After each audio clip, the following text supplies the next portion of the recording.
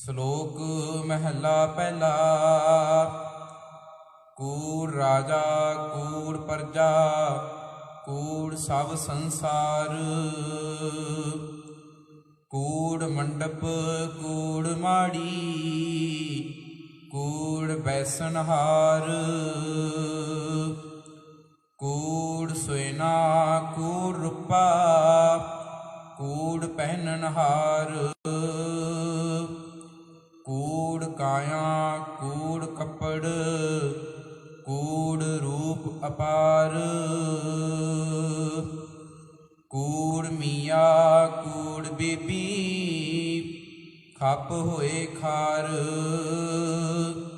ਕੂੜ ਕੂੜੈ ਨੇਹ ਲੱਗਾ ਵਿਸਰਿਆ ਕਰਤਾਰ। ਕਿਸ ਨਾਲ ਕੀਚੈ ਦੋਸਤੀ ਸਭ ਜਗ ਚੱਲਣ ਹਾਰ। ਕੂੜ ਮਿੱਠਾ ਕੂੜ ਮਾਖਿਓ ਕੂੜ ਡੋਬੇ ਪੂਰ। ਨਾਨਕ ਵਖਾਣੈ ਬੇਨਤੀ ਤੁਧ ਬਾਜ ਕੂੜੋ ਕੂੜ। ਵਾਹਿਗੁਰੂ ਜੀ ਕਾ ਖਾਲਸਾ ਵਾਹਿਗੁਰੂ ਜੀ ਕੀ ਫਤਿਹ। ਜੁਗੋ ਜੁਗ ਅਟਲ ਸਾਹਿਬ ਸ੍ਰੀ ਗੁਰੂ ਗ੍ਰੰਥ ਸਾਹਿਬ ਜੀ ਮਹਾਰਾਜ ਸਤਿਗੁਰੂ ਮਹਾਰਾਜ ਜੀ ਦੇ ਮੁਬਾਰਕ ਚਰਨ ਸ਼ਰਨ ਦੇ ਵਿੱਚ ਸ਼ਾਮਾਂ ਸੰਧਿਆ ਵੇਲੇ ਦੇ ਦੀਵਾਨ ਸਜੇ ਹਨ। ਦੀਵਾਨਾਂ ਦੀ ਪ੍ਰਾਰੰਭਤਾ ਲੜੀਵਾਰ ਗੁਰੂ ਸ਼ਬਦ ਵਿਚਾਰ ਦੇ ਨਾਲ ਹੋ ਰਹੀ ਹੈ। ਤੋਂ ਪਿਛਲੇ ਦਿਨਾਂ ਤੋਂ ਗ੍ਰੀਨਵਾਜ ਪਹਿਲੇ ਪਾਤਸ਼ਾਹ ਜੀ ਦੀ ਮੁਬਾਰਕ ਰਚਨਾ ਤੋਂ ਉਚਾਰਨ ਕੀਤੀ ਹੋਈ ਬਾਣੀ ਆਸਾ ਕੀ ਵਾਰ ਦੀ ਵਿਚਾਰ ਚੱਲ ਰਹੀ ਹੈ। ਇਸੇ ਵਿਚਾਰ ਦੇ ਅਧੀਨ ਅੱਜ ਆਸਾ ਕੀ ਵਾਰ ਦੇ ਵਿੱਚੋਂ 10 ਨੰਬਰ ਪੌੜੀ ਅਤੇ 11 ਨੰਬਰ ਪੌੜੀ, ਇਸ ਪੌੜੀ ਦੇ ਨਾਲ ਦੇ ਜੋ ਸ਼ਲੋਕ ਹਨ ਇਹਨਾਂ ਦੇ ਵਿਚਾਰ ਅਤੇ ਸ਼ੁੱਧ ਉਚਾਰਨ ਦੇ ਸੰਬੰਧ ਵਿੱਚ ਵਿਚਾਰ ਸਾਂਝੀ ਕੀਤੀ ਜਾਏਗੀ।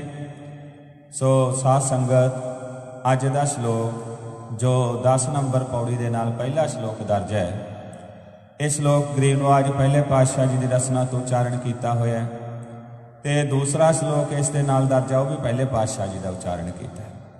ਦੋਵੇਂ ਸ਼ਲੋਕਾਂ ਦੇ ਵਿੱਚ ਗੁਰੂ ਸਾਹਿਬ ਜੀ ਨੇ ਇੱਕ ਇੱਕ ਸ਼ਬਦ ਵਾਰੀ-ਵਾਰੀ ਲਿਆਂਦਾ ਹੈ, ਰਿਪੀਟ ਕੀਤਾ ਹੈ। ਪਹਿਲੇ ਸ਼ਲੋਕ ਦੇ ਵਿੱਚ ਗੁਰੂ ਸਾਹਿਬ ਨੇ ਕੂੜ ਸ਼ਬਦ ਨੂੰ ਹਰ ਇੱਕ ਪੰਕਤੀ ਦੇ ਨਾਲ ਉਚਾਰਨ ਕੀਤਾ ਹੈ ਤੇ ਦੂਸਰੇ ਸ਼ਲੋਕ ਦੇ ਵਿੱਚ ਸਤਿਗੁਰੂ ਜੀ ਨੇ ਸੱਚ ਸ਼ਬਦ ਨੂੰ ਰਿਪੀਟ ਕੀਤਾ ਹੈ। ਭਾਵ ਕਿ ਦੋਵੇਂ ਸ਼ਬਦਾਂ ਦੇ ਵਿੱਚ ਇੱਕ ਦੇ ਵਿੱਚ ਕੂੜ ਦੀ ਗੱਲ ਸਮਝਾਈ ਹੈ।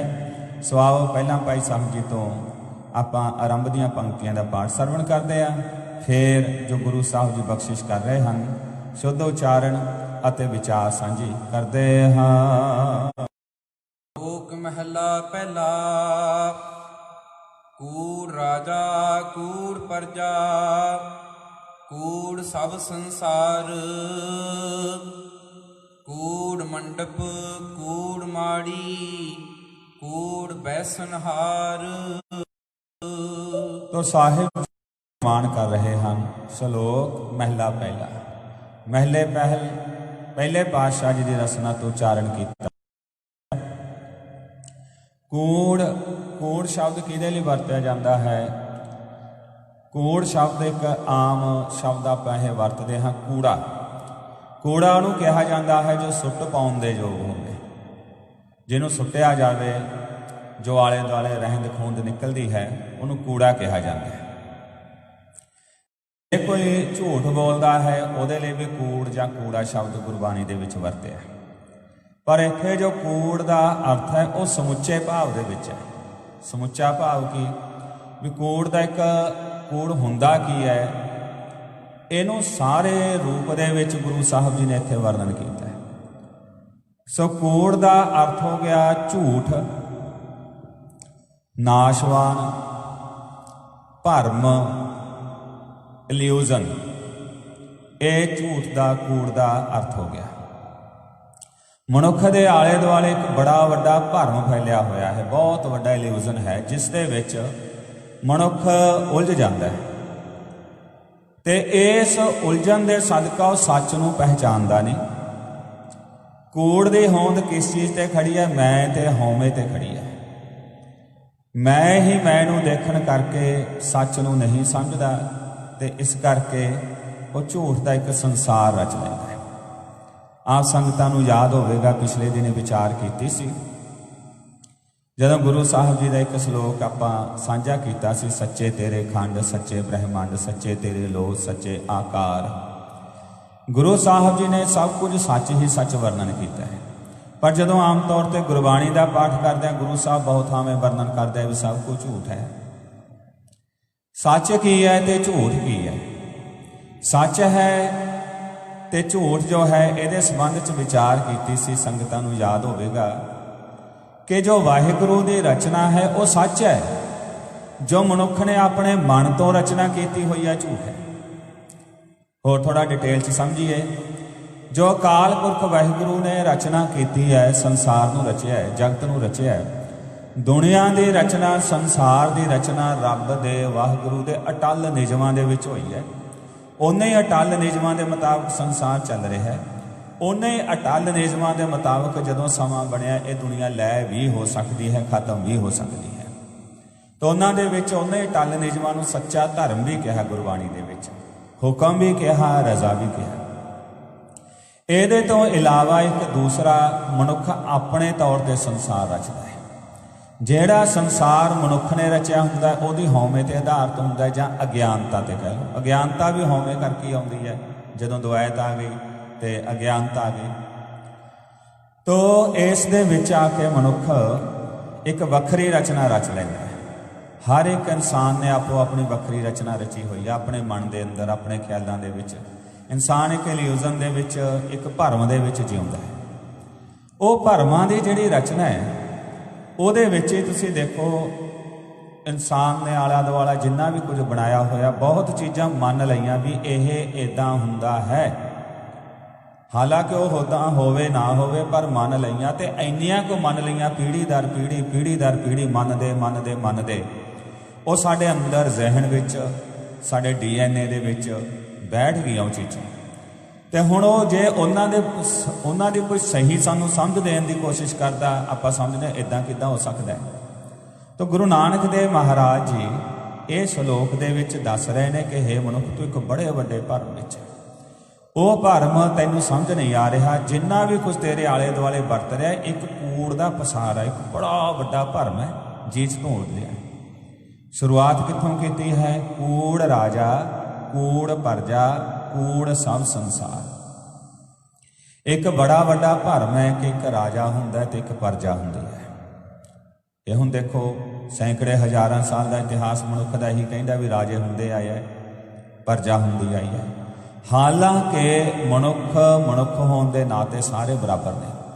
ਕਿਸੇ ਨੂੰ ਰਾਜਾ ਹੋਣ ਦਾ ਜਾਂ ਕਿਸੇ ਨੂੰ ਪਰਜਾ ਹੋਣ ਦਾ ਕੁਦਰਤ ਵੱਲੋਂ ਕੋਈ ਵਿਧਾਨ ਨਹੀਂ ਹੈ। ਤੋ ਇਹ ਜਦੋਂ ਮੌਤ ਦੀ ਗੱਲ ਆਉਂਦੀ ਹੈ, ਰਾਜਾ ਪਰਜਾ ਸਮਕਾਰ ਮਾਰੈ, ਐਸੋ ਕਾਲ ਵਿਡਾਨੀ ਰੇ, ਭਗਤ ਕਬੀਰ ਸਾਹਿਬ ਮਹਾਰਾਜ ਦਾ ਵਚਨ।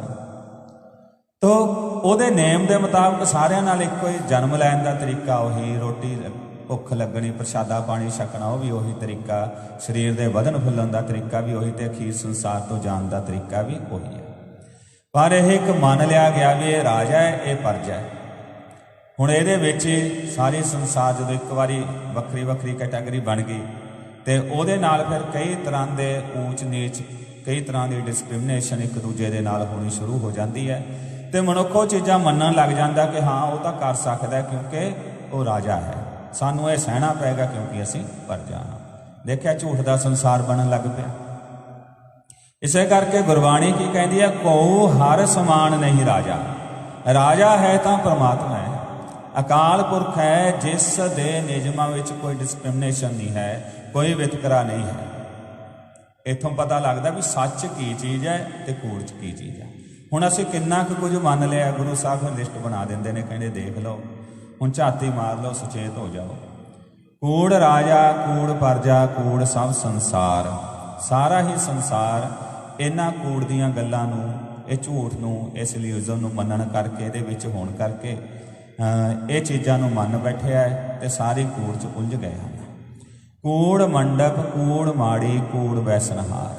मंडप माड़ियाँ, मंडप माड़ी का अर्थ है शमियाने, तंबू टेंट लगा लेने जां घर वधिया पक्के बना लेने, फिर ਉਹਦੇ 'ਚ बड़े मान नाल बैठना कि मेरी बड़ी इज्जत है, मेरी बड़ी रिस्पैक्ट है। तो लोग ये भी कहते हैं फलाने का तो घर वड्डा घर है, वड्डे घर वाले हैं। बच्चे बच्चे की रिश्ता होवे तां कहा जाता भी किड्डा क घर लभ्या। तो ये चीज़ां मनुख ने मन लईआं ते इहदे विच बैठण वाला मान करदा है ते अपनी इस स्टेटस नूं बनाउण लई पहलां फिर उहनूं मेनटेन करन लई इंसान हज़ारां तरह के एफर्ट्स अपनी लाइफ दे विच करदा रहिंदा ते इहदे विच ही उलझिया रह जाता है।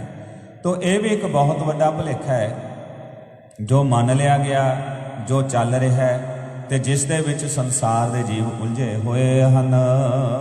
कूड़ सोइना कूड़ रूपा कूड़ पहनन हार, कूड़ काया कूड़ कपड़ कूड़ रूप अपार। हुण आले दुआले जिहड़ा मटीरीअल है मटीरीअलिस्टिक वर्ल्ड दे विच जो आपां देख रहे हैं, इहदे विच सोइना रूपा कहंदे ने चांदी, कूड़ सोइना सोना नहीं उचारांगे जिस तरह भाई साहब ने उच्चारण किया, करैक्ट उच्चारण है। कूड़ सोइना कूड़ रूपा, रूपा शब्द वरत्या जाता है चांदी लई, जिस तो शब्द बनया सी रुपईया। चांदी का क्वाइन जिहड़ा हुंदा सी उहनूं रुपईया कहंदे सन, रुपए तो ही रुपईया शब्द बनया सी। सोना भी कूड़ है, चांदी भी कूड़ है, पहनण वाला भी कूड़ है। हुण इस असी ने मान लिया कि यह एक कीमती मैटल है, धात सोना ते चांदी, उहनूं लभना, ਉਹਦੇ गहने बनाने, शरीर ਨੂੰ सजाउणा, ਉਹਨੂੰ स्टोर करना, ਉਹਦੀ एक कीमत बन देनी। तो ये चीज़ ਨੂੰ ਹੁਣ तक भी सारे देशों की जिहड़ी इकोनॉमी है वो इस चीज़ के उपर डिपेंड करती है, कितना गोल्ड है किसी को, कितना रिजर्व है। तो ये चीज़ां किहने मन्नियां? मनुख ने मन्नियां। हालांकि इंसान नूं जिउंदे रहण लई ना सोने की लोड़ सी ना चांदी की लोड़ सी, जिउंदे रहण दे लई उहनूं पौण पानी की लोड़ है। पवन गुरु पानी पिता माता धरत महत, दिवस रात दोए दाई दाया खेलै सगल जगत। इन्हां प्रकृति दीयां चीज़ां की जरूरत है, जां फिर ये प्रकृति के जरिए पैदा होया भोजन जिहदे जरिए शरीर नूं फ्यूल मिलता है। जिस तरह गड्डी च फ्यूल पाया जाता है, शरीर नूं फ्यूल मिलता, वो है भोजन, प्रशादा पानी फल फ्रूट, ये चीज़ां शरीर नूं जिउंदियां रखदियां हन। पहनण दे लई कपड़े आदि की जरूरत हो जाती है, पर मनुख की करता है, एक एडा भरम बना लिया, सदियां तो बने आया होया है। तो हुण दौड़ लग गई सोना इकट्ठा करन लई, चांदी इकट्ठी करन लई, ते फिर उहनूं अपने शरीर ते पहनना, शरीर नूं सोहना बना के दसना। कूड़ काया कूड़ कपड़ कूड़ रूप अपार। काया शरीर, कपड़े ते पहने जाने वाले तरह तरह के डिजाइन जिहड़े वस्त्र ने डिजाइनड ते जां वक्खो वक्खरियां कंपनियां दे ब्रांडेड वो पहनने। कूड़ रूप अपार, रूप कहने ने सुंदरता, अपार कहने बहुत ज़्यादा, भी मैं तो बहुत ही सोहना लगा। इदां दा एक ख्याल बना के अपने लिए दिन रात यही ध्यान करी जाना, एक बहुत वड्डा कूड़ का पसारा चारे पासे होया, भाव एक बहुत वड्डा भरम पिया होया है। मनुख इन्हां चीज़ां च उलझ गया, जिन्हों गुरु साहब ने श्री राग के शब्द विच कहा सी। महाराज जी ने पूछा, महाराज जी बंदे के मन विच नाम का निवास क्यों नहीं हुंदा? गुरु साहब फरमाउंदे हन कि जगह ही नहीं। महाराज जगह क्यों नहीं है? सतगुरु जी कहते ये मन में चस्के ने, होर चीज़ों का टेस्ट इनू आ चुका। किहड़ियां ने? फिर गुरु साहब उत्थे लिस्ट बनाउंदे ने। रस गुरु साहब जी फरमाउंदे हन, रस सोयना रस रूपा कामन रस परमल की वास। सोने का चांदी का शरीर के भोग भोगन का, शरीर नूं सुगंधियां लगाउण दा, ये रस, रस का मतलब इत्थे चस्का, ये चस्के लगे हुए हैं। इते रस शरीर के कै घट नाम निवास। शरीर दे विच इन्ने चस्के है भी मन दे विच किते जगह ही नहीं बची किते नाम का रस लैण दी गल हुंदी होवे मन दे विच। तो महाराज सच्चे पातशाह जी दसदे हन, ये कूड़ का वड्डा पसारा है जिस दे विच जीव उलझ गया है। ये आले दाले दे हुण पदार्थां दा जिक्र कीता है, हुण इस तो अगे रिश्तियां दा जिक्र कर रहे हन। कूड़ मियाँ कूड़ बीबी ਖਪ ਹੋਏ ਖਾਰ ਕੂੜ ਕੂੜੈ ਨਿਹ ਲੱਗਾ ਵਿਸਰਿਆ ਕਰਤਾਰ ਕੂੜ ਮੀਆਂ ਕੂੜ ਬੀਬੀ ਬੀਬੀ ਨੂੰ ਆਪਾਂ ਉਚਾਰਨ ਕਰਾਂਗੇ ਬੀਬੀ ਮਤਲਬ ਬੀਬੀ ਸ਼ਬਦ ਆਪਾਂ ਪੰਜਾਬੀ 'ਚ ਆਮ ਉਚਾਰਨ ਕਰਦੇ ਹਾਂ ਪਰ ਇੱਥੇ ਬੀਬੀ ਆਪਾਂ ਬਹੁਤ ਵਾਰੀ ਵੱਡੀ ਭੈਣ ਲਈ ਵੀ ਬੀਬੀ ਸ਼ਬਦ ਵਰਤ ਲੈ ਬੀਬੀ ਮਤਲਬ ਪਤਨੀ ਵਾਈਫ ਬੀਬੀ ਕੂੜ ਮੀਆਂ ਮੀਆਂ ਤੋਂ ਮਤਲਬ ਹੈ ਹਸਬੈਂਡ ਬੀਬੀ ਵਾਈਫ ਹਸਬੈਂਡ ਵਾਈਫ ਦਾ ਜਿਹੜਾ ਰਿਸ਼ਤਾ ਹੈ ਤੇ ਆਪਸ ਦੇ ਵਿੱਚ ਜਿਹੜੇ ਰਿਲੇਸ਼ਨ ਹਨ ਉਹਨਾਂ ਦੇ ਵਿੱਚ ਇਹ ਇਨਸਾਨ ਖਚਿਤ ਹੋ ਜਾਂਦਾ ਹੈ ਤੇ ਇੰਨਾ ਜ਼ਿਆਦਾ ਨੇਹੋ ਨਹੀਂ ਕਹਿਣਾ ਇਹਨੂੰ ਕਹਾਂਗੇ ਨੇ ਹੈਗਾ ਇਹ ਨਾਮ ਹੈ ਇਹ ਭਾਵਵਾਚਕ ਨਾਮ ਜਿਸ ਨੂੰ ਕਹਿੰਦੇ ਆ ਨੰਨੇ ਨੂੰ ਲਾਵਾਂ ਹਾਹਾ ਹਾਹੇ ਨੂੰ ਔਂਕੜ ਇੱਥੇ ਔਂਕੜ ਨਹੀਂ ਬੋਲਿਆ ਜਾਏਗਾ ਕਿਉਂਕਿ ਨਾਉਨ ਨੂੰ ਲੱਗਿਆ ਹੋਇਆ ਔਂਕੜ ਕਦੇ ਵੀ ਬੋਲਿਆ ਨਹੀਂ ਜਾਂਦਾ ਹੈ ਜਿਸ ਤਰ੍ਹਾਂ ਇਸ ਤੋਂ ਅੱਗੇ ਆ ਗਿਆ ਨਾ ਵਿਸਰਿਆ ਕਰਤਾਰ ਕੱਕਾ ਰਾਰਾ ਤੱਤੇ ਨੂੰ ਕੰਨਾ ਰਾਰਾ ਰਾਰੇ ਨੂੰ ਫੇਰ ਔਂਕੜਾ ਕਰਤਾਰ ਇਹਨੂੰ ਆਪਾਂ ਕਰਤਾਰੋ ਨਹੀਂ ਉਚਾਰਾਂਗੇ ਰ ਇੱਦਾਂ ਹੀ ਨੇਹ ਪਿਆਰ ਇਹ ਨਾਉਨ ਨੇ ਜਦੋਂ ਵੀ ਕੋਈ ਸ਼ਬਦ ਨਾਉਨ ਕਿਸੇ ਚੀਜ਼ ਦਾ ਨਾਮ ਹੋਵੇ ਤਾਂ ਉਹਦੇ ਹੇਠਾਂ ਜਿਹੜਾ ਲਾਸਟ ਵਿੱਚ ਔਂਕੜ ਹੁੰਦਾ ਇੱਕ ਵਚਨ ਪੁਲਿੰਗ ਦਾ ਆਮ ਤੌਰ 'ਤੇ ਉੱਪਰ ਉਹ ਇਸ਼ਾਰਾ ਹੁੰਦਾ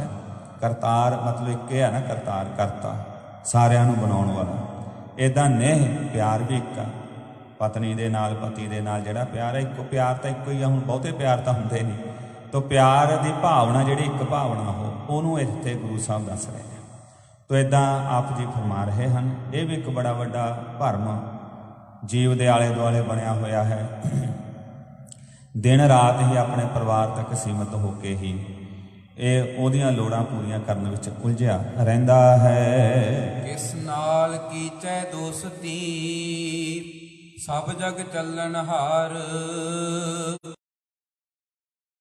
ਕੂੜ ਮੱਖਿਓ ਕੂੜ ਡੋਬੇ ਪੂਰ ਨਾਨਕ ਵਖਾਣੈ ਬੇਨਤੀ ਤੁਧ ਬਾਜ ਕੂੜੋ ਕੂੜ ਤੋ ਕੂੜ ਮਿੱਠਾ ਇਹ ਝੂਠ ਦਾ ਜਿਹੜਾ ਪਸਾਰਾ ਹੈ ਬੰਦੇ ਨੂੰ ਬਹੁਤ ਮਿੱਠਾ ਲੱਗਦਾ ਹੈ ਕੂੜ ਮਾਖਿਓ ਕਹਿੰਦੇ ਨੇ ਸ਼ਹਿਦ ਦੀ ਤਰ੍ਹਾਂ ਇਸੇ ਕਰਕੇ ਇਹਦੇ ਚੋਂ ਇਨਸਾਨ ਨਿਕਲਣਾ ਹੀ ਨਹੀਂ ਚਾਹੁੰਦਾ ਅਸਲ 'ਚ ਆਪ ਹੀ ਨਹੀਂ ਛੱਡਣਾ ਚਾਹੁੰਦਾ ਵੀ ਮੈਂ ਇਹਦੇ ਤੋਂ ਉੱਪਰ ਉੱਠ ਕੇ ਕੋਈ ਸੱਚ ਨੂੰ ਜਾਣਨ ਤੇ ਸਮਝਣ ਦਾ ਯਤਨ ਕਰਾਂ ਮਨੁੱਖ ਦੇ ਅੰਦਰ ਇਹ ਚੀਜ਼ ਪੈਦਾ ਹੀ ਨਹੀਂ ਹੁੰਦੀ ਹੈ ਇਸ ਕਰਕੇ ਕੂੜ ਡੋਬੇ ਪੂਰ ਇਹ ਝੂਠ ਦਾ ਭਰਮ ਪੂਰਾਂ ਦੇ ਪੂਰ ਜੀਵਾਂ ਦੇ ਇਹ ਪਦਾਰਥ ਜਗਤ ਦੇ ਸੰਸਿਆਂ ਵਿੱਚ ਹੀ ਜੀਵ ਨੂੰ ਡੁਬੋ ਕੇ ਰੱਖਦੇ ਹਨ ਨਾਨਕ ਵਖਾਣੈ ਬੇਨਤੀ ਨਾਨਕ ਇੱਕ ਬੇਨਤੀ ਕਰਦਾ ਹੈ ਨੰਨੇ ਨੂੰ ਕੰਨਾ ਨੰਨਾ ਕੱਕਾ ਕੱਕੇ ਨੂੰ ਔਂਕੜ ਇਹਦਾ ਮਤਲਬ ਗੁਰੂ ਸਾਹਿਬ ਆਪਣੇ ਬਾਰੇ ਕਹਿ ਰਹੇ ਨੇ ਵੀ ਅਸੀਂ ਤਾਂ ਇੱਕ ਬੇਨਤੀ ਕਰਦੇ ਹਾਂ ਤੁਧ ਬਾਝ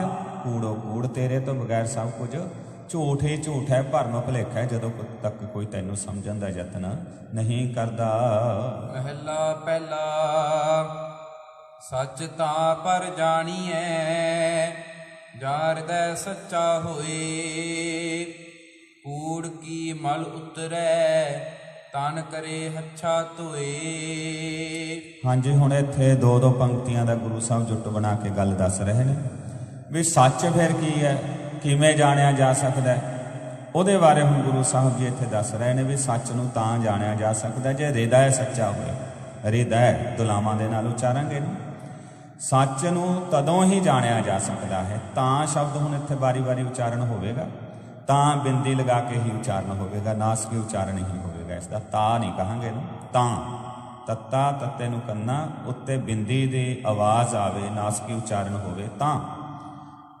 ਜਾਂ ਇਹ ਕੰਡੀਸ਼ਨਲ ਸ਼ਬਦ ਨੇ ਜਿਸ ਤਰ੍ਹਾਂ ਕਿਸੇ ਚੀਜ਼ ਨੂੰ ਵੀ ਜੇ ਇਦਾਂ ਹੋਵੇਗਾ ਤਦੋਂ ਇਦਾਂ ਹੋਵੇਗਾ ਉੱਥੇ ਤਾਂ ਤੇ ਜਾਂ ਤੇ ਬਿੰਦੀ ਲੱਗੇਗੀ ਪਿਛਲੇ ਦਿਨ ਵੀ ਵਿਚਾਰ ਕੀਤੀ ਸੀ ਉਦੋਂ ਬਿੰਦੀ ਲੱਗੇਗੀ ਜਾਂ ਤੂੰ ਮੇਰਾ ਵੱਲ ਹੈ ਤਾਂ ਕਿਆ ਮੋਹ ਛੰਦਾ ਪਰ ਜਿੱਥੇ ਇਦਾਂ ਦਾ ਅਰਥ ਨਹੀਂ ਹੈ ਜਾਂ ਸ਼ਬਦ ਪ੍ਰਨਾਉਨ ਦੇ ਰੂਪ 'ਚ ਹੈ ਉੱਥੇ ਆਪਾਂ ਨਹੀਂ ਉੱਥੇ ਬਿੰਦੀ ਜਿਹੜੀ ਉਚਾਰਨ ਨਹੀਂ ਕਰਾਂਗੇ ਨਾਸਕੀ ਉਚਾਰਨ ਨਹੀਂ ਹੋਵੇਗਾ ਜਾ ਕਉ ਹਰ ਰੰਗ ਲਾਗੋ ਇਸ ਯੁੱਗ ਮੈਂ ਜਾ ਕਉ ਜਿਸ ਨੂੰ ਉੱਥੇ ਬਿੰਦੀ ਦਾ ਉਚਾਰਨ ਨਹੀਂ ਹੋਏਗਾ ਜਾ ਜੱਜੇ ਨੂੰ ਕੰਨਾ ਜਾ ਉਚਾਰਾਂਗੇ ਉੱਥੇ ਤੋ ਇਦਾਂ ਆਪ ਜੀ ਫਰਮਾ ਰਹੇ ਹਨ ਸੱਚ ਨੂੰ ਉਦੋਂ ਹੀ ਜਾਣਿਆ ਜਾ ਸਕਦਾ ਜਾਂ ਹਿਰਦਾ ਸੱਚਾ ਹੋਏ ਜਦੋਂ ਹਿਰਦਾ ਵਿੱਚ ਮਨ ਦੇ ਵਿੱਚ ਸੱਚ ਨੂੰ ਜਾਣਨ ਦੀ ਤਾਂਘ ਪੈਦਾ ਹੋਵੇ, ਇੱਛਾ ਪੈਦਾ ਹੋਵੇ।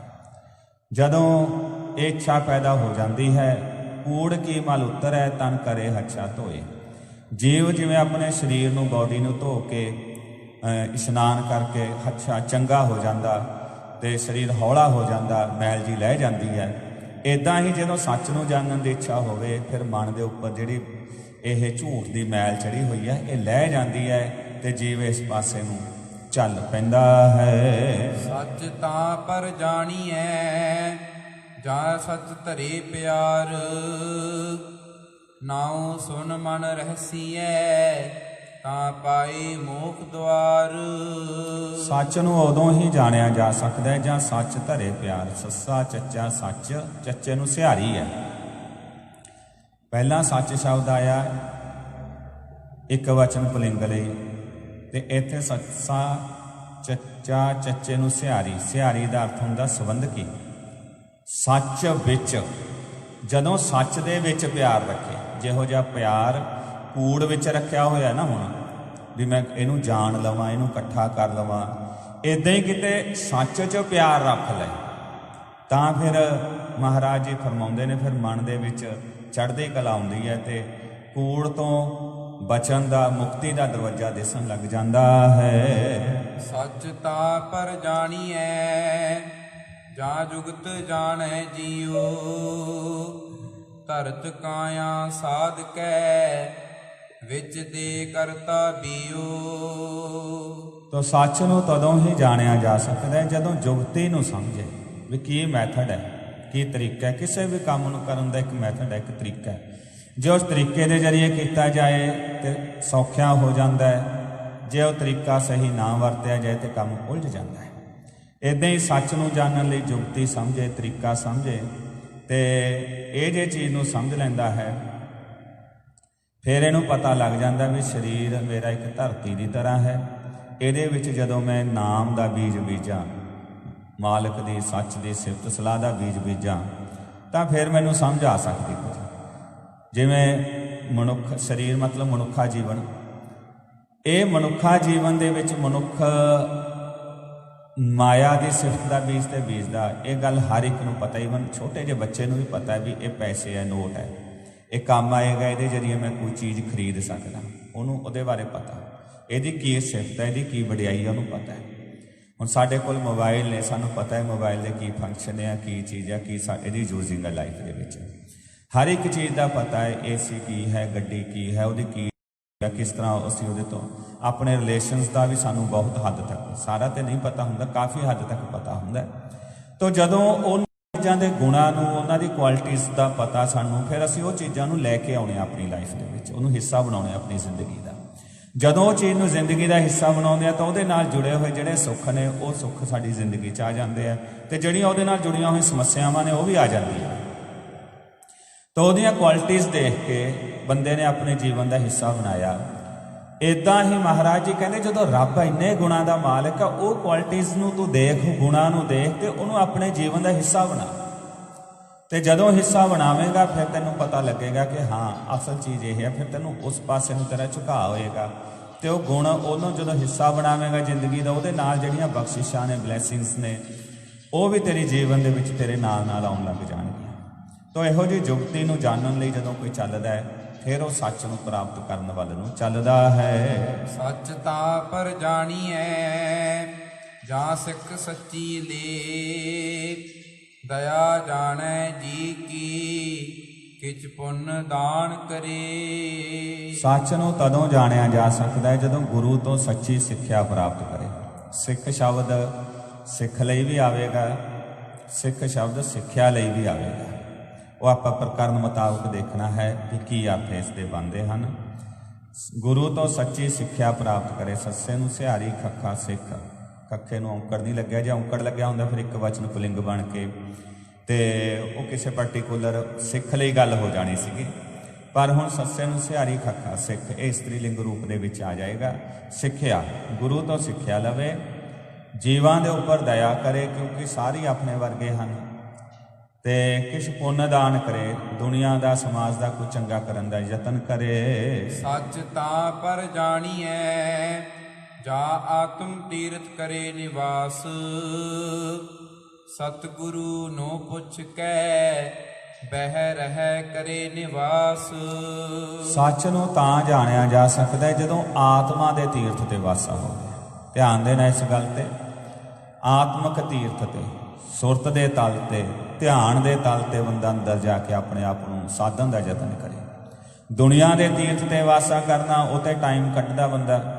ਦੁਨੀਆ ਭੀੜਾਂ ਲੱਗੀਆਂ ਪਈਆਂ ਤੀਰਥਾਂ ਦੇ ਉੱਪਰ, ਉੱਥੇ ਆਪਣਾ ਜਾਂਦੇ ਆ, ਪੈਸਾ ਖਰਚੇ ਆਉਂਦੇ ਆ ਤੇ ਘਰ ਨੂੰ ਆ ਜਾਂਦੇ ਆ, ਜਿਹੋ ਜਿਹੇ ਪਹਿਲਾਂ ਸੀ ਉਹੋ ਜਿਹੇ ਫੇਰ। ਪਰ ਅਸਲ ਉਹ ਹੈ ਜਿਹੜਾ ਸੱਚ ਦੇ ਆਤਮਾ ਦੇ ਤੀਰਥ ਤੇ ਜਾਵੇ, ਆਪਣੇ ਅੰਦਰ ਆਤਮੇ ਜਾਵੇ, ਆਪਣੇ ਅੰਦਰ ਆਤਮੇ ਸਮਝਣ ਦਾ ਯਤਨ ਕਰੇ। ਸੁਣਿਆ ਮੰਨਿਆ ਮਨ ਕੀਤਾ ਭਾਓ, ਅੰਤਰਗਤ ਤੀਰਥ ਮਲ ਨਾਓ, ਜਪਜੀ ਸਾਹਿਬ ਦੇ ਬਚਨ ਨੇ। ਤੋ ਆਪਣੇ ਅੰਦਰ ਵਿਚਾਰ ਕਰੇ ਵੀ ਮੈਂ ਕਿਵੇਂ ਸੁੱਚਾ ਤੇ ਪਵਿੱਤਰ ਹੋਵਾਂ। ਉਹ ਵੀ ਧਿਆਨ ਉਹ ਕਰੇਗਾ ਜਿਹੜਾ ਮਹਿਸੂਸ ਕਰੇਗਾ ਕਿ ਮੈਂ ਪਸਾਰੇ ਚ ਉਲਝਿਆ। ਤੋ ਇੱਕ ਬਹੁਤ ਵੱਡੀਆਂ ਵਿਚਾਰ ਦੀਆਂ ਗੱਲਾਂ ਨੇ। ਗੁਰੂ ਨੂੰ ਪੁੱਛ ਕੇ, ਗੁਰੂ ਦੇ ਨਾਲ ਲੜ ਲੱਗ ਕੇ ਗੁਰਮੁਖਾਂ ਦੀ ਸੰਗਤ ਵਿੱਚ ਇਹ ਗੱਲਾਂ ਦੀ ਵਿਚਾਰ ਹੁੰਦੀ ਹੈ, ਫਿਰ ਇਹ ਗੱਲ ਦੀ ਸਮਝ ਪੈਂਦੀ ਹੈ। ਸੱਚ ਸੱਚ ਸਭਨਾ ਹੋਏ ਦਾਰੂ, ਪਾਪ ਕੱਢੈ ਧੋਏ, ਨਾਨਕ ਵਖਾਣੈ ਬੇਨਤੀ, ਜਿਨ ਸੱਚ ਪੱਲੇ ਹੋਏ। ਸੱਚ ਸਭਨਾ ਹੋਏ ਦਾਰੂ। ਦਾਰੂ ਦਾ ਅਰਥ ਹੁੰਦਾ ਹੈ ਇਲਾਜ, ਦਵਾਈ, ਸਲਿਊਸ਼ਨ। ਜਿੰਨੀਆਂ ਵੀ ਪ੍ਰੋਬਲਮਸ ਨੇ, ਜਿੰਨੇ ਦੁੱਖ ਨੇ, ਜਿੰਨੀਆਂ ਤਕਲੀਫਾਂ ਨੇ, ਗੁਰੂ ਨਾਨਕ ਸਾਹਿਬ ਦੀਆਂ ਨਜ਼ਰਾਂ ਦੇ ਵਿੱਚ ਸੱਚ ਉਹਨਾਂ ਸਾਰਿਆਂ ਦਾ ਇਲਾਜ ਹੈ, ਸੱਚ ਉਹਨਾਂ ਸਾਰਿਆਂ ਦਾ ਦਾਰੂ ਹੈ। ਸਭਨਾ ਹੋਏ ਦਾ ਪਾਪ ਕੱਢੈ ਧੋਏ, ਜੀਵ ਦੇ ਅੰਦਰ ਜਿਹੜੀ ਪਾਪ ਦੀ ਬਿਰਤੀ ਹੈ। ਪਾਪ ਦਾ ਅਰਥ ਕੀ ਹੈ? ਇੱਕ ਅਪਰਾਧ ਸ਼ਬਦ ਹੈ, ਇੱਕ ਪਾਪ ਹੈ। ਅਪਰਾਧ ਹੁੰਦਾ ਹੈ ਫਿਜ਼ੀਕਲੀ ਕੋਈ ਮਾੜਾ ਕਰਮ ਕਰਨਾ, ਕਾਨੂੰਨ ਦੇ ਵਿਰੁੱਧ ਕੰਮ ਕਰਨਾ। ਅਪਰਾਧੀ ਨੂੰ CCTV ਕੈਮਰਿਆਂ ਦੇ ਜ਼ਰੀਏ, ਕੋਈ ਆਈ ਵਿਟਨੈਸ ਦੇ ਜ਼ਰੀਏ ਦੇਖਿਆ ਜਾ ਸਕਦਾ, ਪਕੜਿਆ ਜਾ ਸਕਦਾ ਤੇ ਦੁਨੀਆ ਦਾ ਕਾਨੂੰਨ ਉਹਨੂੰ ਸਜ਼ਾ ਦੇ ਦਿੰਦਾ ਹੈ। ਪਾਪ ਹੁੰਦਾ ਮਨ ਦੇ ਮਾੜੇ ਖਿਆਲ, ਉਹਨਾਂ ਨੂੰ ਕੋਈ ਨਹੀਂ ਦੇਖਦਾ, ਉਹਨਾਂ ਨੂੰ ਕੋਈ ਪਕੜ ਨਹੀਂ ਸਕਦਾ ਤੇ ਕੋਈ ਦੁਨੀਆ ਦੀ ਅਦਾਲਤ ਸਜ਼ਾ ਨਹੀਂ ਦਿੰਦੀ। ਉਹਨਾਂ ਮਨ ਦੇ ਖਿਆਲਾਂ ਨੂੰ ਪਕੜਨ ਲਈ ਚਿੱਤਰਗੁਪਤ ਆਦਿਕ ਦੀ ਪੁਰਾਤਨ ਸਮੇਂ ਤੋਂ ਇੱਕ ਕਲਪਨਾ ਕੀਤੀ ਜਾ ਰਹੀ ਹੈ ਵੀ ਜਾਂ ਕਿਹਾ ਜਾਂਦਾ ਰੱਬ ਦੇਖ ਰਿਹਾ। ਤੋ ਉਹ ਵਿਚਾਰ ਉਹਨਾਂ ਤੱਕ ਹੀ ਪਹੁੰਚਾਉਣ ਦੇ ਲਈ ਗੁਰੂ ਸਾਹਿਬ ਪਰਮਾਤਮਾ ਲਈ ਸ਼ਬਦ ਵਰਤਦੇ ਨੇ, ਅੰਤਰਜਾਮੀ, ਇਨਰ ਨੋਅਰ, ਤੁਹਾਡੇ ਅੰਦਰਲੀ ਜਾਣਨ ਵਾਲਾ। ਤੋ ਉਸ ਦੇ ਸੰਬੰਧ ਵਿੱਚ ਗੁਰੂ ਸਾਹਿਬ ਜੀ ਨੇ ਜੋ ਦੱਸਿਆ ਹੈ ਵੀ ਮਨੁੱਖ ਦੇ ਅੰਦਰ ਪਾਪ ਹੈ, ਉਹ ਪਾਪ ਨੂੰ ਧੋਣ ਦਾ, ਦੂਰ ਕਰਨ ਦਾ ਇੱਕੋ ਇੱਕ ਰਸਤਾ ਸੱਚ ਆ ਜਾਣਾ ਜੀਵਨ ਦੇ ਵਿੱਚ। ਫਿਰ ਉਹਦੇ ਅੰਦਰ ਪਾਪ ਨਹੀਂ ਚਿਤਵੇਗਾ ਕਿਸੇ ਪ੍ਰਤੀ। ਉਹ ਨਾਨਕ ਵਖਾਣੈ ਬੇਨਤੀ, ਜਿਨ ਸੱਚ ਪੱਲੇ ਹੋਏ। ਗੁਰੂ ਸਾਹਿਬ ਕਹਿੰਦੇ ਹਨ, ਨਾਨਕ ਇੱਥੇ ਗੁਰੂ ਸਾਹਿਬ ਆਪਣੇ ਲਈ ਉਚਾਰਨ ਕਰਦੇ ਨੇ, ਕੱਕੇ ਨੂੰ ਔਂਕੜ ਲੱਗਿਆ ਹੋਇਆ। ਗੁਰੂ ਮਹਾਰਾਜ ਜੀ ਫਰਮਾਉਂਦੇ, ਅਸੀਂ ਤਾਂ ਇੱਕ ਬੇਨਤੀ ਕਰਦੇ ਹਾਂ, ਜਿਨ ਸੱਚ ਪੱਲੇ ਹੋਏ, ਜਿਨ੍ਹਾਂ ਦੇ ਸੱਚ ਪੱਲੇ ਹੁੰਦਾ ਹੈ, ਉਹਨਾਂ ਨੂੰ ਇਹ ਗੱਲਾਂ ਦੀ ਸਮਝ ਪੈਂਦੀ ਹੈ ਤੇ ਉਹ ਇਹ ਰਸਤੇ ਤੇ ਕਾਮਯਾਬ ਹੁੰਦੇ ਹਨ। ਪੌੜੀ ਦਾਨ ਮਹਿੰਡਾ ਤਲੀ ਖਾਕ, ਜੇ ਮਿਲੈ ਤਾਂ ਮਸਤਕ ਲਾਈਐ, ਕੂੜਾ ਲਾਲਚ ਛੱਡੀਐ, ਹੋਏ ਇੱਕ ਮਨ ਅਲਖ ਧਿਆਈਐ, ਫਲ ਤੇ ਵੇਹੋਂ ਪਾਈਐ, ਜੇ ਵੇਹੀ ਕਾਰ ਕਮਾਈਐ, ਜੇ ਹੋਵੈ ਪੂਰਬ ਲਿਖਿਆ, ਤਾਂ ਧੂੜ ਤਿਨਾ ਦੀ ਪਾਈਐ, ਮਤ ਥੋੜੀ ਸੇਵ ਗਵਾਈਐ, ਮਤ ਥੋੜੀ ਸੇਵ ਗਵਾਈਐ। ਇਹ 10 ਨੰਬਰ ਪੌੜੀ ਹੈ। ਇਹਦੇ 'ਚ ਹੁਣ ਦੋਵੇਂ ਸ਼ਲੋਕਾਂ ਦਾ ਨਿਚੋੜ ਦੇ ਦਿੱਤਾ ਗੁਰੂ ਸਾਹਿਬ ਨੇ। ਨਿਚੋੜ ਕੀ ਹੈ ਵੀ ਇਹ ਸਾਰੀ ਗੱਲ ਕੂੜ ਕੀ ਹੈ, ਸੱਚ ਕੀ ਹੈ, ਇਹਨੂੰ ਸਮਝਣ ਲਈ ਤੁਹਾਨੂੰ ਗੁਰਮੁਖਾਂ ਦੀ, ਰੱਬ ਦੇ ਪਿਆਰਿਆਂ ਦੀ ਸੰਗਤ ਕਰਨੀ ਪਏਗੀ। ਉਹ ਸੰਗਤ ਦੇ ਲਈ ਤੁਹਾਨੂੰ ਨਿਮਰਤਾ ਦੇ ਨਾਲ, ਹਉਮੈ 'ਚ ਨਹੀਂ, ਨਿਮਰਤਾ ਦੇ ਨਾਲ, ਕਿੰਨੀ ਕੁ ਨਿਮਰਤਾ ਨਾਲ ਸੰਗਤ ਕਰਨੀ ਪਏਗੀ। ਦਾਨ ਮਹਿੰਡਾ ਤਲੀ ਖਾਕ, ਮਹਿੰਡਾ ਮੇਰੇ ਲਈ, ਤੁਹਾਨੂੰ ਇਹ ਸਮਝਣਾ ਪਏਗਾ ਵੀ ਮੇਰੇ ਲਈ ਸਭ ਤੋਂ ਵੱਡਾ ਦਾਨ ਇਹ ਹੈ, ਵਾਹਿਗੁਰੂ ਦੇ ਪਿਆਰਿਆਂ ਦੇ ਚਰਨਾਂ ਦੀਆਂ ਤਲੀਆਂ ਦੀ ਖਾਕ ਮਿਲ ਜਾਏ। जे मिले तो मस्तक लाइए, मैनू खाक मिल जाए तो मैं उन्होंने अपने मस्तक ते लगा लिया। एडी निमरता धारण करनी पेगी। ਇਹਦੇ ਲਈ ਕੀ करना पेगा? कूड़ा लालच छड्डी है। कई तरह के झूठे लालच राह दे विच आउणगे तुहाडे। जदों गुरमुखां दी संगत करोगे, गुरबाणी का पाठ करोगे, नितनेम जाप करोगे, गुरु महाराज के घर की कोई सेवा करोगे, समाज के भले का काम करोगे, कई तरह के लालच मन च आउणगे भी आ मैं अपना काम कर लैंदा, इदां कर लैंदा। उन्होंने वो झूठ के लालचां नूं छड्ड के गुरमुखां दी संगत नूं पहल देनी पैनी है। होए एक मन अलख ध्याई है। अलख जिन्होंने लखिया ना जा सके। अलख नहीं शब्द उचारांगे आपां शब्द उचारांगे अलख। फल ते वेहो पाईऐ जे वेही कार कमाईऐ, जे होवै पूरब लिखिया तां धूड़ तिन्हां दी पाईऐ।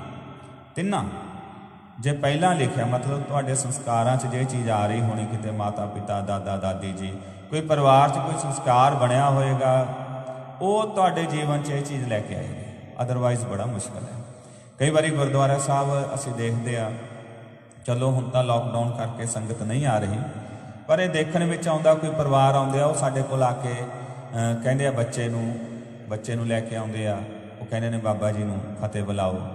कई परिवार कहणगे बाबा जी दे चरनी हथ लाओ। तो कुछ एक संगतां वल्लों इतराज़ भी हो गया इस गल ते कई थावें, क्योंकि महाराज ने कृपा की बहुत स्थानां ते सेवा निभाउण दा समां मिलिया। तो उत्थे फिर कई बार साढ़े अगे सवाल भी आ जाता है, भाई साहब जी कि ये सही गल है? तो उत्थे असीं ये गल कहते हाँ भी ठीक है, गुरु साहब जी ने आपां नूं फतेह का हुक्म किया, पर बच्चे दे अंदर एक रिस्पैक्ट पैदा करनी होंदी है। गुरु ग्रंथ साहब नूं नमस्कार करनी, गुरु ग्रंथ साहब की सेवा करने वाले गुरु के सिख ये सत्कारयोग ने। बच्चे नूं कहना भी भाई इन्हां नूं फतेह बुलाओ जां चरनी हथ लाओ। ਇਹਦੇ ਨਾਲ ਕੀ ਹੈ ਕਿ ਤੁਹਾਡੇ ਬੱਚੇ ਦੇ ਅੰਦਰ ਇੱਕ ਰਿਸਪੈਕਟ ਬਣੇਗੀ ਉਸ ਚੀਜ਼ ਦੀ। ਤੇ ਜਿਹੜਾ ਬੱਚਾ ਗੁਰੂ ਗ੍ਰੰਥ ਸਾਹਿਬ ਨੂੰ ਜਾਂ ਗੁਰੂ ਕੇ ਪਿਆਰਿਆਂ ਨੂੰ ਅੱਜ ਝੁਕਣ ਦਾ ਇੱਕ ਆਪਣੇ ਅੰਦਰ ਸੰਸਕਾਰ, ਇੱਕ ਸੁਭਾਅ ਬਣਾ ਲਿਆ, ਉਹ ਆਉਣ ਵਾਲੇ 10 15 20 ਸਾਲਾਂ ਨੂੰ ਜਦੋਂ ਜਵਾਨ ਹੋ ਜਾਣਾ, ਤਕੜਾ ਹੋ ਜਾਣਾ, ਤਾਂ ਉਹ ਬੱਚੇ ਦੇ ਅੰਦਰ ਉਹ ਗੁਣ ਕਿਤੇ ਨਾ ਕਿਤੇ ਰਹੇਗਾ। ਉਹ ਜੇ ਆਪਣੇ ਵੱਡੇ ਸਮਝ ਕੇ ਗਿਆਨੀ ਸਿੰਘਾਂ ਨੂੰ ਨਮਸਕਾਰ ਕਰਦਾ ਸੀ ਪਿਆਰ ਨਾਲ, ਉਹ ਆਪਣੇ ਕਿਤੇ ਮਾਤਾ ਪਿਤਾ ਦੀ ਰਿਸਪੈਕਟ ਵੀ ਕਰੇਗਾ। वो अपने बजुर्गों की रिस्पैक्ट भी करेगा।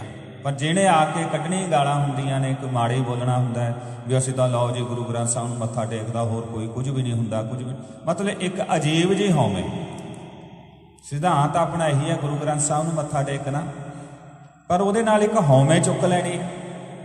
गुरबाणी तां थां थां लिखिया रब दे प्यारे, जरूरी नहीं ज्ञानी ग्रंथ सिंह कोई भी चंगा इंसान है, ईवन अपने परिवार के बजुर्ग ने, उन्होंने बजुर्गों के पैरी हथ लगाने जां गोडी हथ लगाने। बच्चा किते जांदा, एग्जाम है, कुछ भी काम आ, उन्होंने को जाना भी भाई अपने बापू जी नूं, दादा जी नूं, दादी जी नूं, नाना जी नूं, नानी जी नूं मिल के आ, उन्होंने तो असीस लैके आ, ब्लैसिंग्स लैके आओ। ये चीज़ बच्चे दे अंदर आएगी, ये चीज़ जिंदगी च किते ना किते फिर उन्होंने काम आएगी, जिथे जाके उन्होंने पता होएगा भी अपने तो वड्डे गुण वालियां दे अगे किवें गुण लैना, किवें उन्हां तो ब्लैसिंग्स लैणियां, किवें असीसां लैणियां। तो यह अपने जीवन का हिस्सा बनता है चीज़ों के नाल। पर कई बार जो ये चीज़ों तो आप खुश होंगे, माता पिता आप ही उन्हें वड्डियां नूं भी गालां कढ़ी जानियां, गुरु महाराज के दर की कोई सेवा करता उन्होंने भी आप शब्द बोलने, जां कोई गुरु घर की किस तरह कोई सेवा करन च लगा उन्होंने भी आप शब्द। उदां बच्चों का एटीट्यूड उहो जिहा हो जाता है, फिर सुन सुन के उदां की सोच हो जाती है, तो वह भी फिर उस रस्ते के उपर चलते हैं। तो एक जे शुरू तो आप ध्यान किया तो वह चीज़ां किते ना किते सबकॉन्शियस माइंड दे विच बैठ गई। उन्होंने गुरबाणी कहती है पूरब लिखिया, ये तुसीं पहलां लिख दिता तो वह किते ना किते तुहानूं पॉजिटिव रिजल्ट जरूर मिलेगा। जे होवे पूरब लिखिया, जे कोई पूरबला लेख लिखिया होवे, कोई चंगी चीज़ जीवन च किते ना किते पई होवे, तां धूड़ तिन्हां दी पाई है, तां गुरमुखां दी संगत उन्हां दी चरण धूड़ी लैण वाल नूं जीव किते आ जांदा है।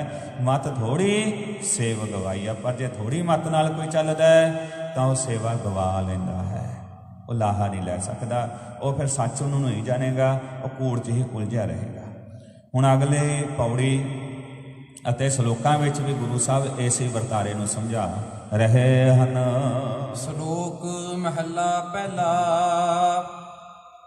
सच काल कूड़ वरतिया, कल कालख बेताल, बियो बीज पत लै गए, अब क्यों उगवै दाल। तो आप जी इत्थे एक बड़ा दृष्टांत दे के समझा रहे ने कि मनुख का जो जीवन देखिए तो सच का एक काल पै गया लोगों के जीवन च। जिवें काल पै जाता ना, किते अन्न का काल पै जाए तो दाना लभदा नहीं रोटी पानी लई, कितों अन्न का अनाज का दाना, तो इदां सच नहीं लभ रहा, सच का काल पै गया। कूड़ वरत्या, चारे पासे कूड़ ही कूड़ वरत्या पिया है। कल कालख बेताल, कलयुग के भैड़े कर्मां की कालख नाल जीव बेताले होए पे हैं। इत्थे हुण परंपरागत शब्द वरत लिया जिन्होंने कलयुग कह लेंदे हन। कलयुग का अर्थ कला का युग भी कहा जाता, मशीनां का युग भी कहा जाता, इदां कीते जांदे आ। पर एक जिवें गुरबाणी च पहले चलते विश्वासां मुताबक शब्द वरते जाते, तो गुरु साहब ने भी इत्थे वरत्या बेताल। बेताल का अर्थ हुंदा जिहड़ा ताल तो बाहर हो जाए। जिस तरह कीर्तन हुंदा है, साज वजाए जाते हैं, जोड़ी के उपर ताल दी जाती है, ढोलकी के नाल ताल दी जाती है। जो गाउण वाला इधर उधर होई जाए तो ताल सही ना गावे तो बड़ा औड़ लगता है, तो सुनने वाले बेरसी बन जाती है। वो कहते भी भाई साडा खैड़ा छड्ड। तो ये है जीव अपने जीवन च बेताले हो चुके हैं, ताल तो उखड़ चुके हैं, इस तरह के हालात बन चुके हैं। पर कोई बिरले बिरले बीज बीज के अपनी इज्जत लै जाते हैं, कोई बिरले बिरले। पर बहुतियां की हालत की आ, अब क्यों उगवै दाल। दाल का अर्थ हुंदा दलिया जाना। जदों कोई बीज दलिया गया ना, फिर उन्होंने सुट्टिया गया भी भाई इहनूं बीज दईए तो पौधा हो जाए, कहते हुण नहीं होना। साबता बीज बीजा जाता तो अंकुरित हो जाता है। मन दोफाड़ हो गए, मन दोफाड़ हो गए, अद्धा मन होर पासे नूं, अद्धा मन होर पासे। किसी किसी भी काम च लग्या जिहड़ी दुविधा पै गई अंदर, उन्होंने मनुखा नूं उलझा दिता है। तो मेरे पातशाह जी फरमान करते हैं, फिर भाई जीवन च धर्म ते सच नहीं आउंदा जदों तक मन दोफाड़ होया हुंदा है। जे एक होए ता उगवै, रुती हूँ रुत होए, नानक पाहै बाहरा, कोरै रंग ना सोए। फिर बीज उग किवें सकदा है? जे एक होए, जे एक हो जदों मन नूं एक कर लईए। देखो ये गुरबाणी दे विच बहुत नुकते दिते हुए हैं, जो अजकल मोटिवेशनल स्पीकर या मोटिवेशनल बुक्स जो लोग पढ़ते आ, जे गुरबाणी नाल जुड़ी हो सारा कुछ सानू ऑलरेडी पहले ही गुरु साहब ने समझाया हुआ। पर क्योंकि बाणी नाल असीं जुड़े नहीं, दूजे पासे जुड़न करके कहिंदे कच्चे सुनते, कच्चे कच्ची आख विखाणी, उन्हां दीयां गल्लां चंगीआं लगदियां। तो जे एक होए तां जे तुहाडा मन एक हो जाए, किसी भी चीज़ ते एक हो जाए, तुसीं जदों कुछ करना है अपनी लाइफ दे विच एक हो जाए, धर्म नूं कमाउणा एक हो जाए, नितनेम बाणी पढ़नी एक हो जाए, सेवा करनी एक हो जाए, जदों अपना कोई काम ते किते भी दुनियावी काम जो आपां किरत करते हैं तो मन एक हो जाए तो उगवै, तो फिर उहदे चों ना चीज़ उग पैंदी है, भाव उहदा एक तुहानूं पॉजिटिव रिजल्ट मिलता लाइफ दे विच। ते इहदे नाल रुत्ती हूँ रुत होए। हुण इत्थे आके एक सिद्धांत होर गुरमत का प्रगट हो रहा। रुत हुंदी है किसी भी चीज़ की, कई बार बीज बीजा जाता उगदा नहीं, पर रुत नहीं, समा नहीं, कोई रुत्ता बीज नहीं उगदा है जां घट उगदा है।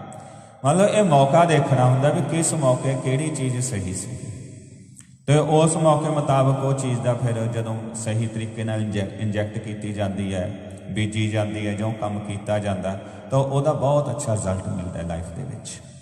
तो महाराज जी फरमा रहे हैं रुत।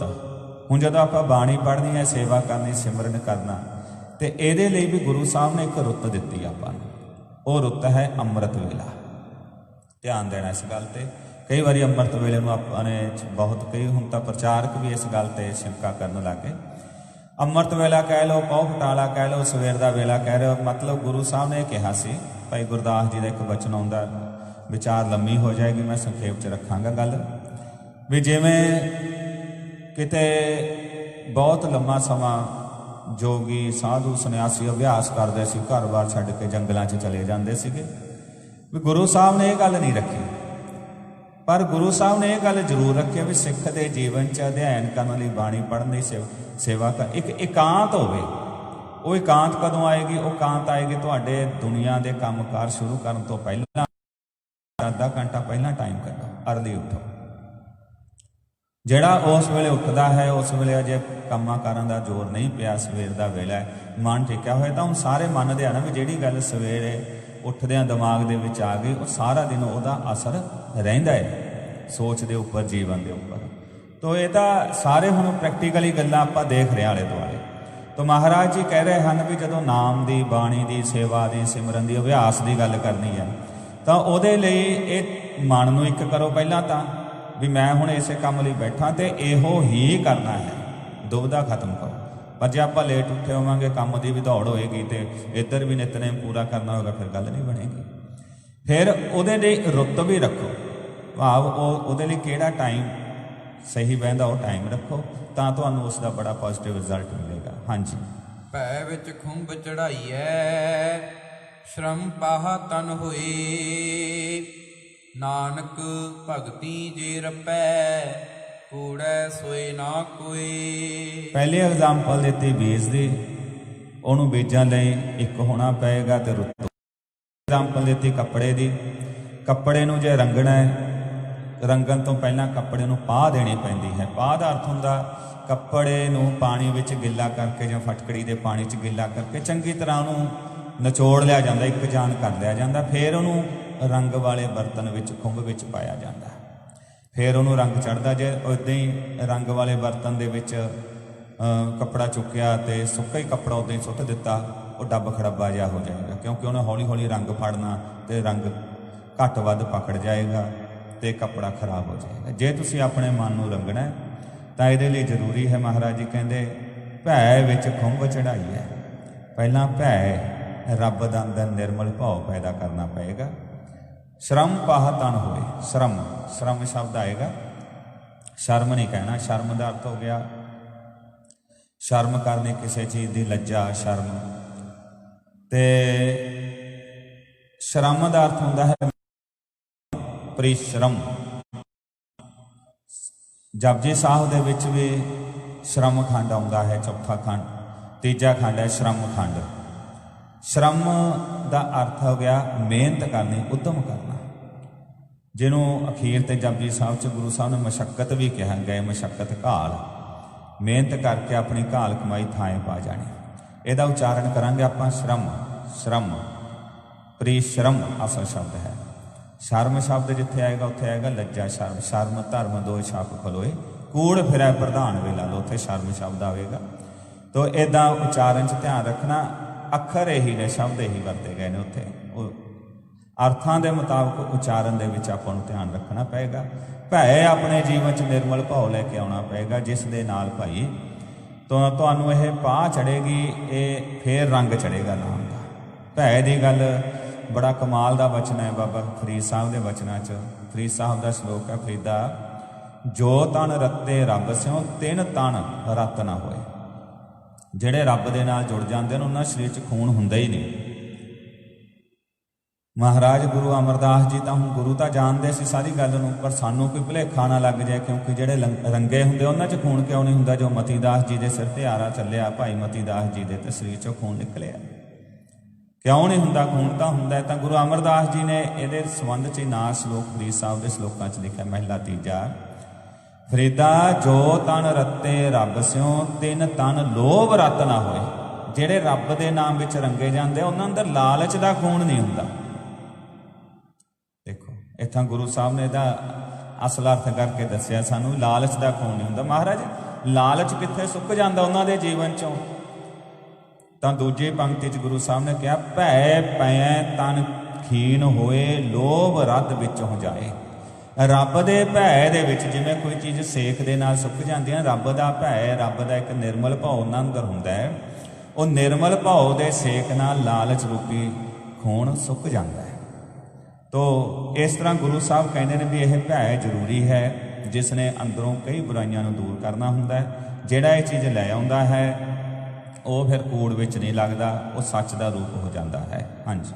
ਮਹਿਲਾ ਪਹਿਲਾ, ਲੱਭ ਪਾਪ ਦੋਇ ਰਾਜਾ ਮਹਿਤਾ, ਕੂੜ ਹੋਆ ਸਿਕਦਾਰ, ਕਾਮ ਨੇਵ ਸਦ ਪੁੱਛੀਐ, ਬਹਿ ਬਹਿ ਕਰੇ ਵਿਚਾਰ, ਅੰਧੀ ਰਈਅਤ ਗਿਆਨ ਵਿਹੂਣੀ, ਭਾਹ ਭਰੇ ਮੁਰਦਾਰ।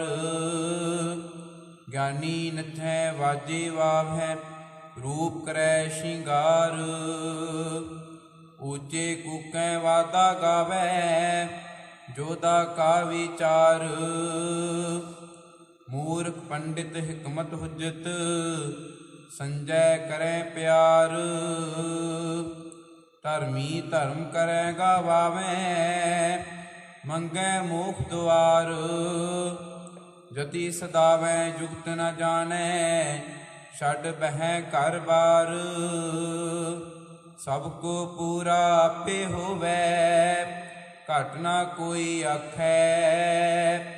ਪਤ ਪਰਵਾਣਾ ਪਿਛੈ ਪਾਈਐ ਤਾਂ ਨਾਨਕ ਤੋਲਿਆ ਜਾਪੈ।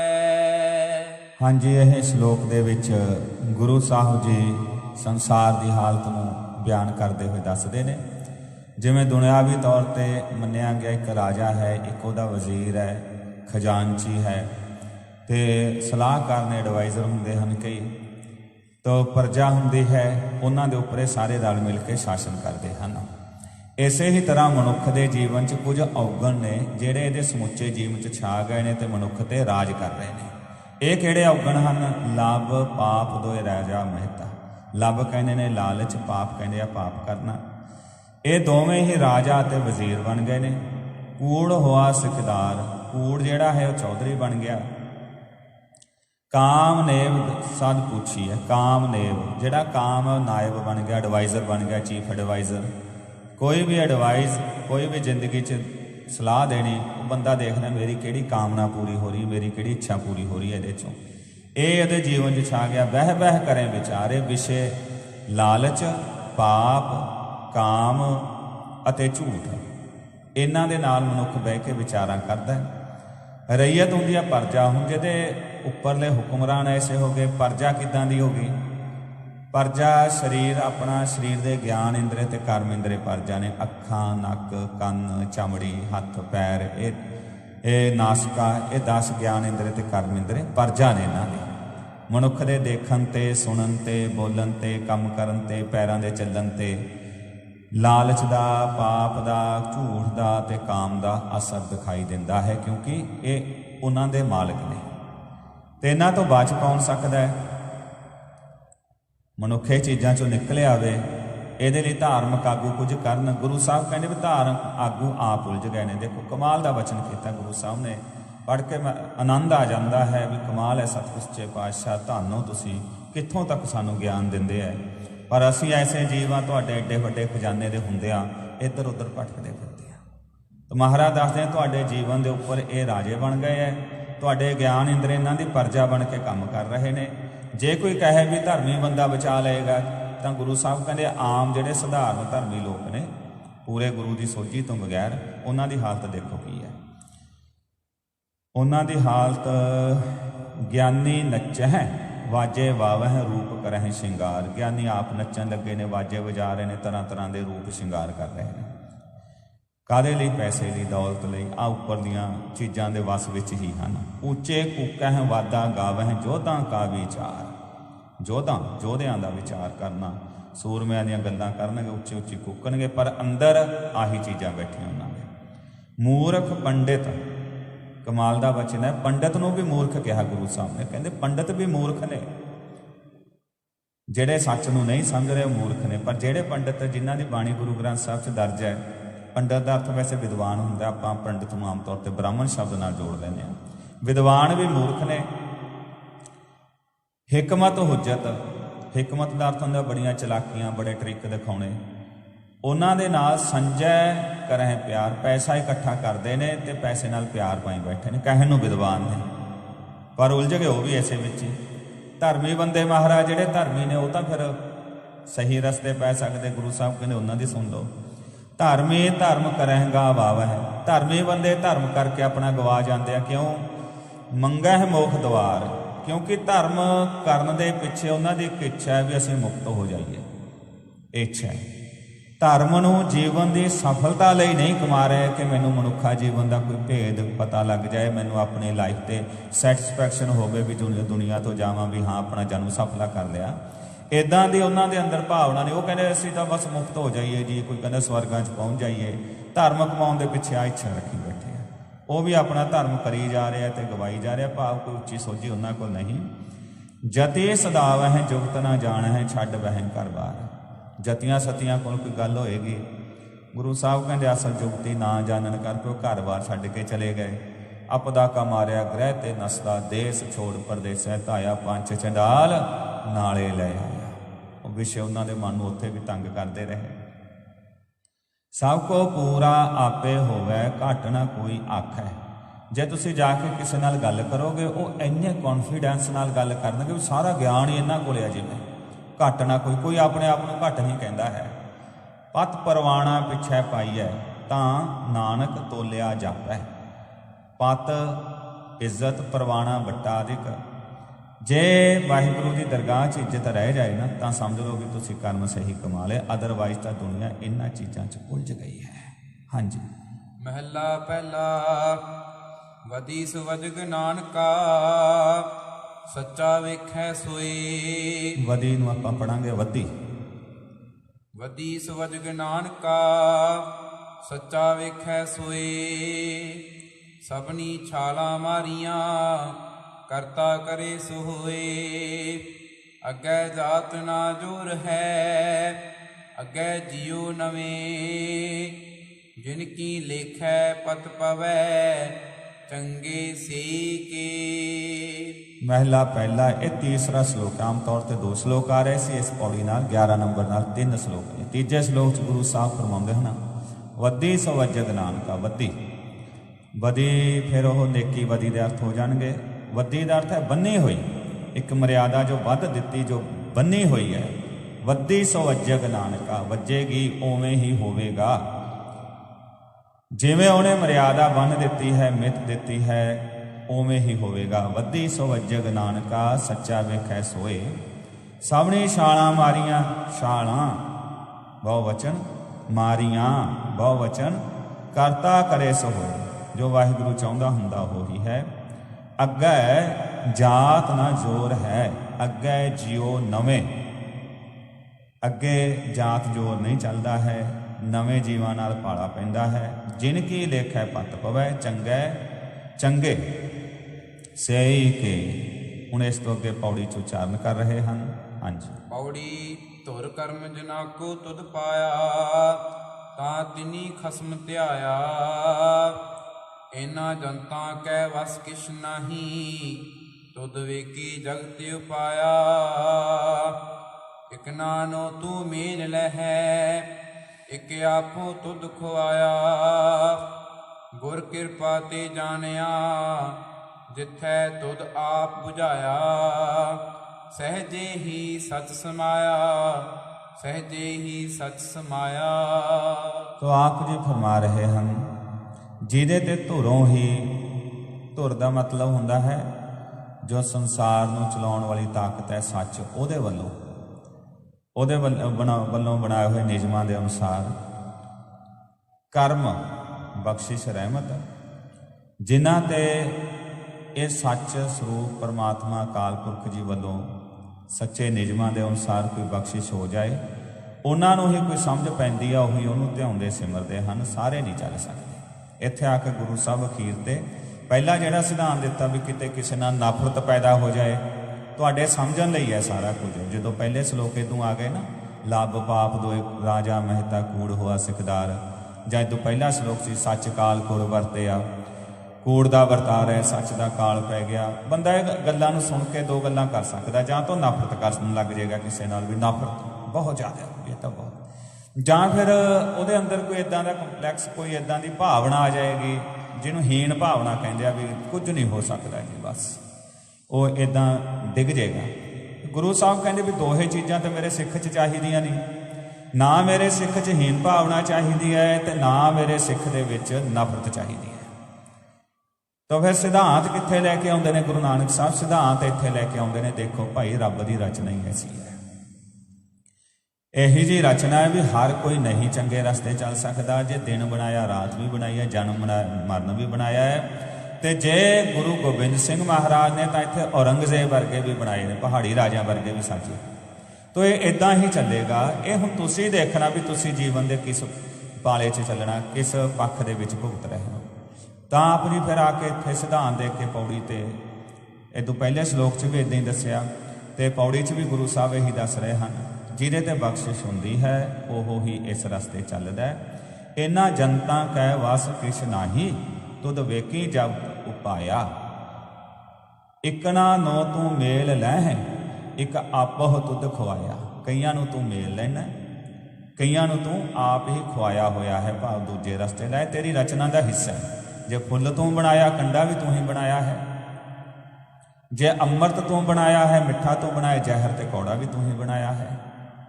ਤੋ ਇੱਥੇ ਆ ਕੇ ਗੁਰੂ ਸਾਹਿਬ ਜੀ ਫਿਰ ਸਿੱਖ ਦੇ ਅੰਦਰੋਂ ਸਾਰੀ ਗੱਲ ਸਮਝਣੀ ਵੀ ਆਈ, ਨਹੀਂ ਕਿ ਆਪਾਂ ਸਮਝਣੀ ਨਹੀਂ, ਸਮਝਣੀ ਵੀ ਹੈ, ਪਰ ਜੀਵਨ ਦਾ ਆਧਾਰ ਨਫ਼ਰਤ ਜਾਂ ਜੀਵਨ ਦਾ ਆਧਾਰ ਹੀਣ ਭਾਵਨਾ ਨਾ ਹੋਵੇ ਤਾਂ ਇਹ ਗੱਲ ਨੂੰ ਫਿਰ ਜਾ ਕੇ ਪ੍ਰਮਾਤਮਾ ਦੀ ਬੇਅੰਤਤਾਈ ਤੇ ਗੁਰੂ ਸਾਹਿਬ ਛੱਡ ਦਿੰਦੇ ਹਨ।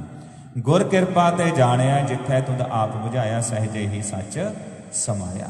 ਇੱਥੇ ਆ ਕੇ 11 ਨੰਬਰ ਪੌੜੀ ਸੰਪੂਰਨ ਹੁੰਦੀ ਹੈ। ਅੱਜ ਦੇ ਵਿਚਾਰ ਕਰਦਿਆਂ ਹੋਈਆਂ ਭੁੱਲਾਂ ਚੁੱਕਾਂ ਦੀ ਖਿਮਾ। ਬਾਕੀ ਗੁਰੂ ਦਾ ਉਪਦੇਸ਼ ਹੈ, ਜਿੰਨਾ ਕੁ ਸਮਝ ਲੱਗਿਆ ਆਪਣਾ ਸਾਂਝਾ ਕੀਤਾ ਹੈ। ਸਮਝਣਾ, ਵਿਚਾਰਨਾ ਤੇ ਆਪਣੇ ਜੀਵਨ 'ਚ ਧਾਰਨ ਦਾ ਯਤਨ ਕਰਨਾ ਹੈ, ਕਿਉਂਕਿ ਸਾਹਿਬ ਦਾ ਫਰਮਾਨ ਹੈ, ਦੁੱਖ ਰੋਗ ਸੰਤਾਪ ਉਤਰੇ, ਸੁਣੀ ਸੱਚੀ ਬਾਣੀ। ਬੇਅੰਤ ਬਖਸ਼ਿਸ਼ਾਂ ਨੇ ਗੁਰੂ ਦੇ ਸ਼ਬਦ ਤੇ ਬਾਣੀ ਵਿੱਚ। ਆਪਾਂ ਇਹਨਾਂ ਦੇ ਪਾਤਰ ਬਣਨ ਦਾ ਯਤਨ ਕਰਨਾ ਹੈ। ਆਓ ਹੁਣ ਅਖੀਰਲੀਆਂ ਪੰਕਤੀਆਂ ਦਾ ਪਾਠ ਕਰਕੇ ਸਮਾਪਤੀ ਕਰੀਏ ਜੀ। ਇਕਨਾ ਨੂੰ ਤੂੰ ਮੇਲ ਹੈ, ਇੱਕ ਆਪੋ ਤੁਧ ਖਵਾਇਆ। ਗੁਰ ਕਿਰਪਾ ਤੇ ਜਾਣਿਆ, ਜਿੱਥੈ ਤੁਧ ਆਪ ਬੁਝਾਇਆ। ਸਹਿਜੇ ਹੀ ਸੱਚ ਸਮਾਇਆ, ਸਹਿਜੇ ਹੀ ਸੱਚ ਸਮਾਇਆ। ਵਾਹਿਗੁਰੂ ਜੀ ਕਾ ਖਾਲਸਾ,